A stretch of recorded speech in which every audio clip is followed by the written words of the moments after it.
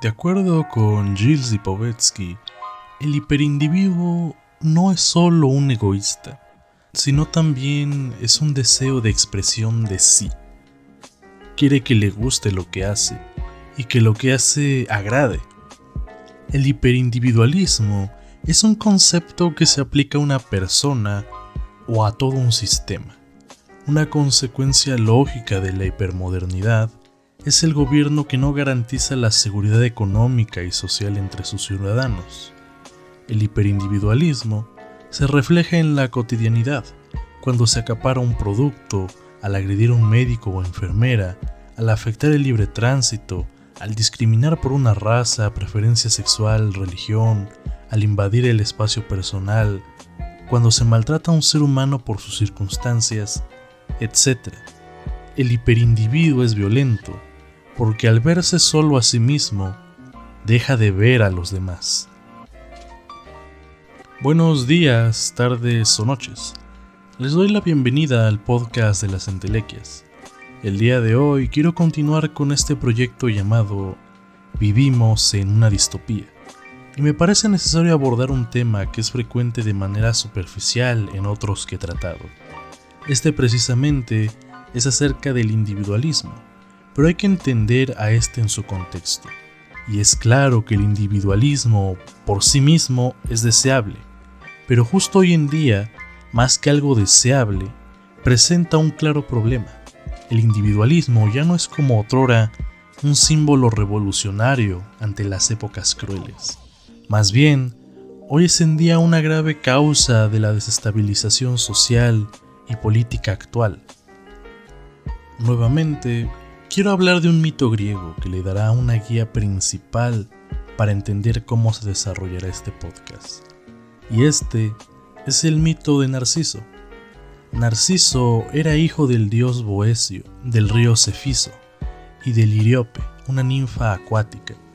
El famoso vidente Teiresias ya había hecho la predicción de que viviría muchos años, siempre y cuando no se viese a sí mismo.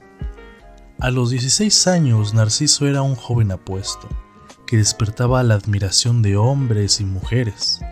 Su arrogancia era tal que, tal vez a causa de ello, ignoraba los encantos de los demás.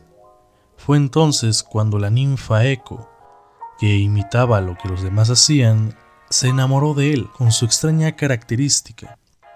Eco tendía a permanecer hablando cada vez que Zeus hacía el amor con alguna ninfa.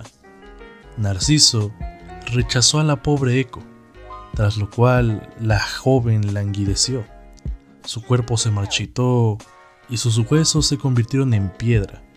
Solo su voz permaneció intacta, pero no fue la única a la que rechazó, y una de las despechadas quiso que el joven supiese lo que era el sufrimiento ante el amor no correspondido. El deseo se cumplió cuando un día del verano Narciso descansaba tras la casa junto a un lago de superficie cristalina que proyectaba su imagen propia, con la que quedó fascinado. Narciso se acercó al agua y se enamoró de lo que veía, hasta tal punto que dejó de comer y dormir por el sufrimiento de no poder conseguir a su nuevo amor. Pues, cuando se acercaba, la imagen desaparecía. Obsesionado consigo mismo, Narciso enloqueció, hasta tal punto que la propia Eco se entristeció al imitar sus lamentos. El joven murió con el corazón roto, e incluso en el reino de los muertos, siguió hechizado por su propia imagen, a la que admiraba en las negras aguas de la laguna Estigia. Arellano en 2020 dice que a diario se confirma una de las plagas más destructivas que ha experimentado la sociedad contemporánea, el hiperindividualismo, una pandemia normalizada. Y lo más sorprendente es que vive en la epidermis de la colectividad, se alimenta de ella, se fortalece con sus miedos, vive gracias al narcisismo consumista de las personas, que sin darse cuenta únicamente quieren huir de la angustia y la zozobra que les concede la superficialidad de su presente. ese punto puede parecer no del todo claro. Pero hay que matizar la información. Hoy tenemos una idea más clara de las libertades humanas, cosa que sin duda es deseable. Sin embargo, ya no tenemos los pies en la vieja sociedad, donde importaba poco la opinión individual. Ya no estamos en el pasado donde la familia lo era todo, y uno como miembro solo pasaba a ser un simple grano de arena. Hoy en día existen ya no solo interacciones sociales resquebrajadas, sino que además estas no son relaciones plenamente. Fenómenos comunes en la socialización como lo es el ghosting, este mismo consiste en la práctica de cesar toda comunicación con otra persona. El mundo digital abre la puerta directa a estos fenómenos, donde usar a la gente como un simple modo de entretenimiento no es mal visto, pues solo son desconocidos de internet. El no tener una cara o siquiera un mínimo de tacto ayuda a que cesar estas conversaciones sea sumamente sencillo, aunque sea una tremenda tortura para quien recibe esta práctica. Una sociedad liberada, pero que en el proceso no supo qué hacer con la colectividad, es un caldo de cultivo para seres humanos que solo piensan en sí mismos, y no de un modo responsable, sino creando un interesante ego que destroza toda capacidad de vínculo si éste no se asemeja con las ideas o preferencias de una persona. De a poco, hemos adoptado las conductas de las inteligencias artificiales de nuestras redes sociales, algoritmos que nos muestran y bombardean con el contenido que nos gusta, ya sea desde videos de gatos hasta el interesante proceso de manualidades hechas en otro lado del mundo. Hablar sobre el cómo nos hemos esclavizado en una sociedad del entretenimiento es un tema sumamente amplio, que por supuesto tendrá su propia aparición en esta sección. De ese modo, somos Narciso, pero en lugar de ver nuestro reflejo en un río poco acaudalado, lo vemos en la pantalla de nuestros teléfonos, en la televisión, en los podcasts, en absolutamente todo, pues la esencia de nuestra personalidad en el ahora es el consumo desmedido. Para vivir en el mundo más libre conseguido hasta ahora, nuestra libertad es moldeada. Me parece que en definitiva no podemos decir que somos libres de hacer lo que queramos. Toda decisión e idea está inspirada en el corpus de la cultura mediática general. Repasemos la idea de las tribus urbanas. Todos estos arquetipos de personalidad no son más que objetos de consumo. La libertad ya no existe cuando podemos elegir la etiqueta que tendremos. Para ser más directo, podemos elegir las cosas que nos gustan, tanto como si se tratase del guisado de un restaurante chino. Solo podemos elegir una cosa y entre en un menú limitado. Sinceramente, ¿qué clase de libertad es la que te hace escoger una opción por la fuerza? Ser individualistas es ahora la única opción.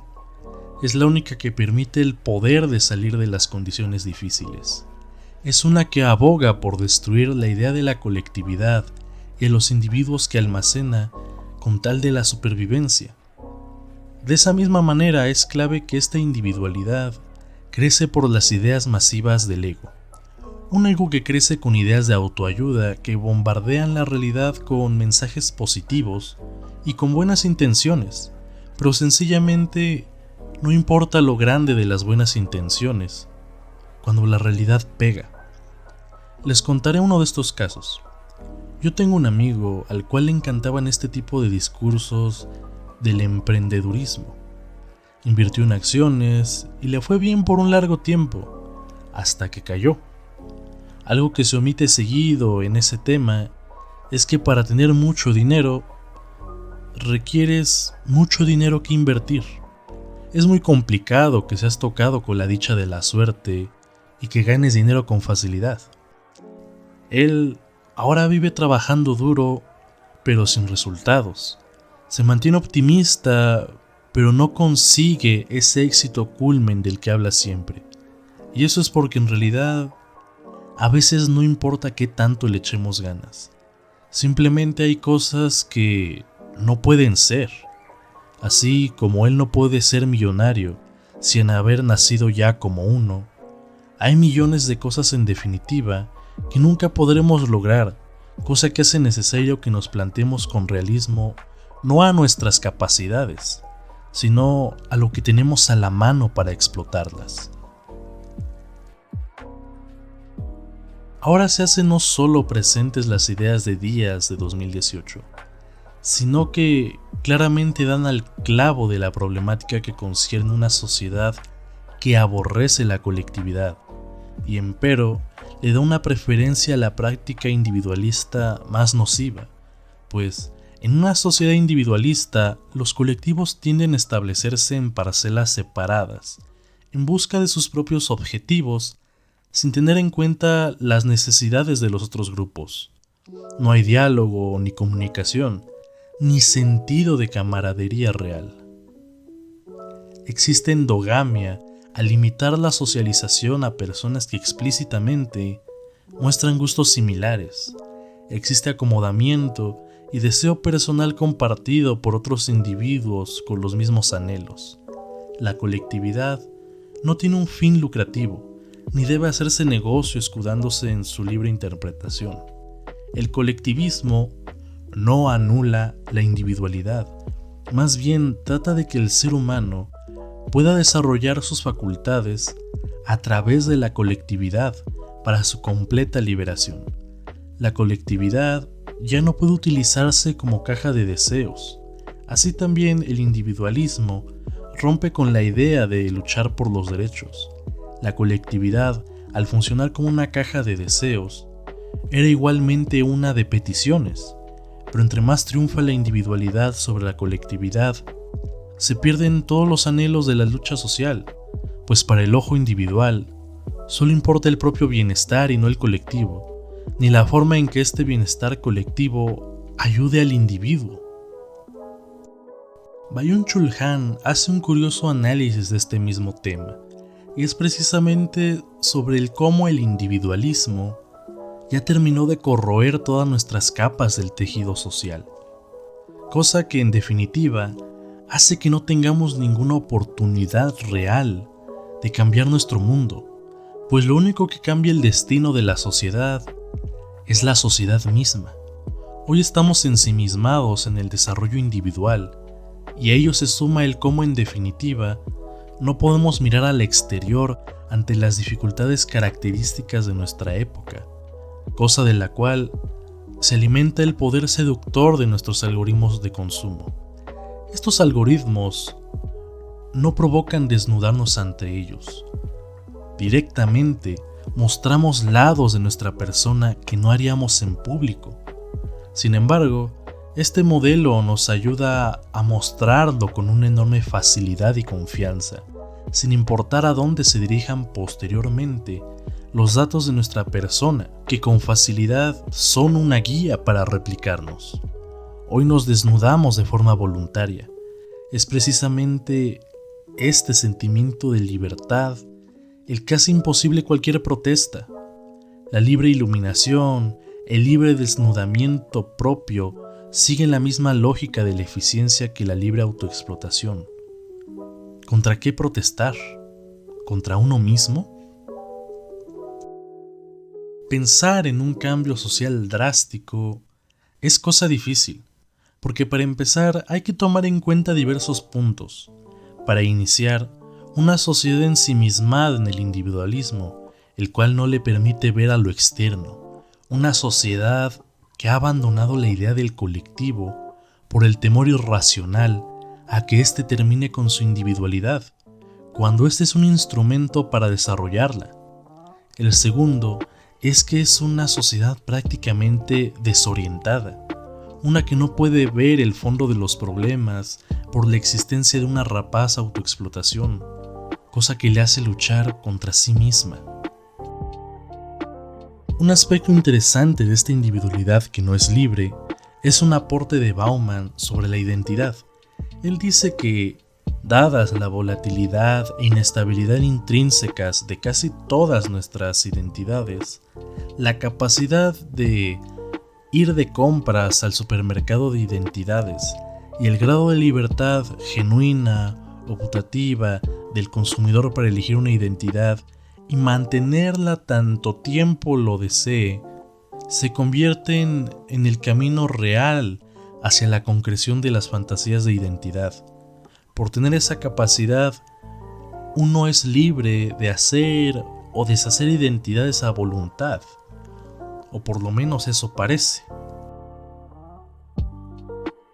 En una sociedad de consumo, compartir la dependencia del consumo, la dependencia universal de comprar, es la conditio sine qua non de toda libertad individual, sobre todo de la libertad de ser diferente, de tener identidad, en un acceso de temeraria sinceridad, aunque al mismo tiempo haciendo un guiño a los sofisticados clientes que conocen las reglas del juego.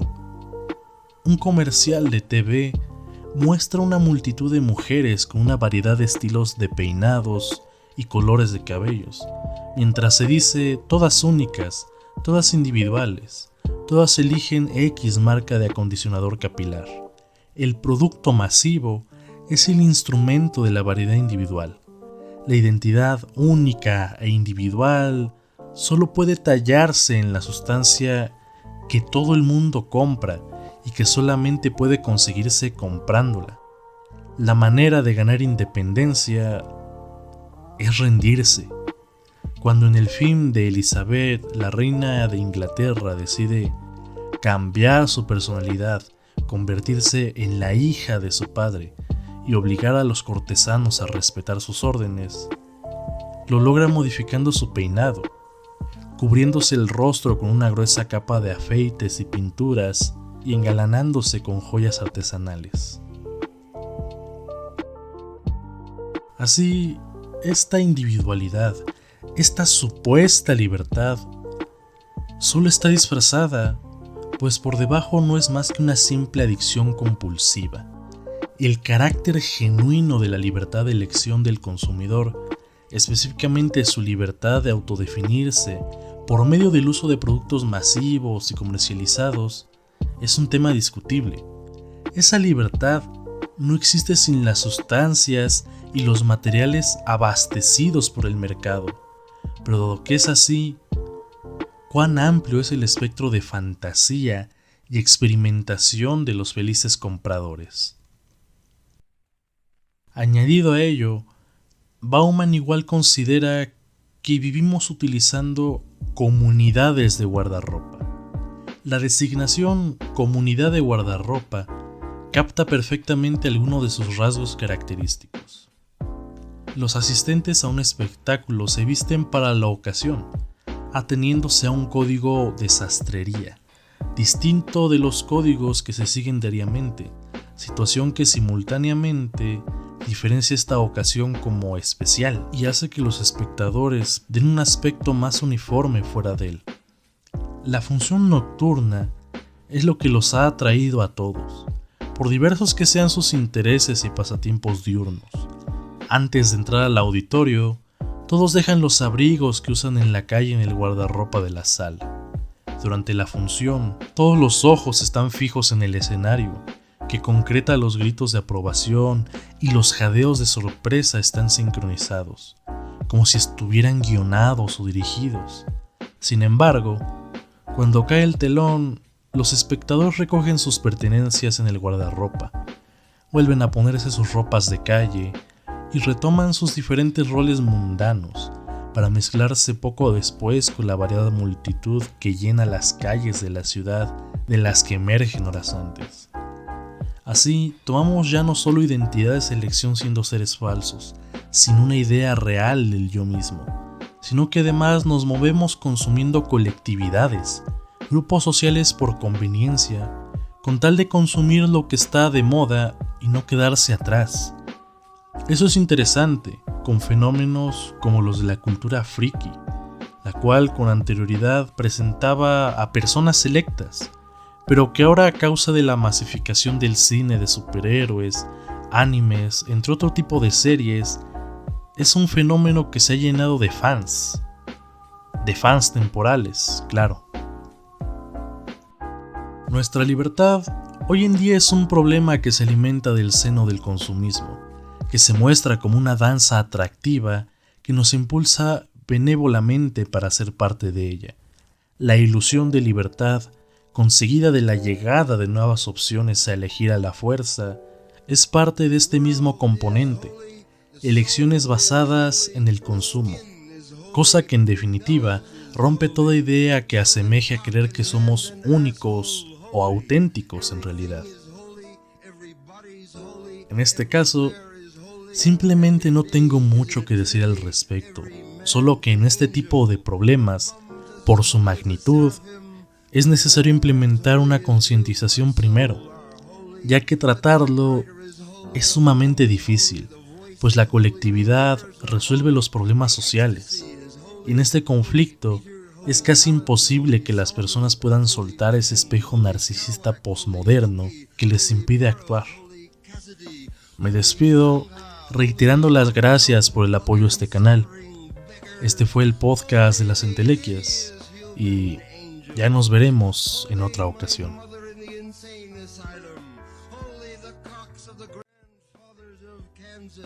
Holy the groaning saxophone, holy the bop apocalypse, holy the jazz bands, marijuana hipsters, peace, peyote, pipes and drums, holy the solitudes of skyscrapers and pavements, holy the cafeterias filled with the millions, holy the mysterious rivers of tears under the streets, holy the lone juggernaut.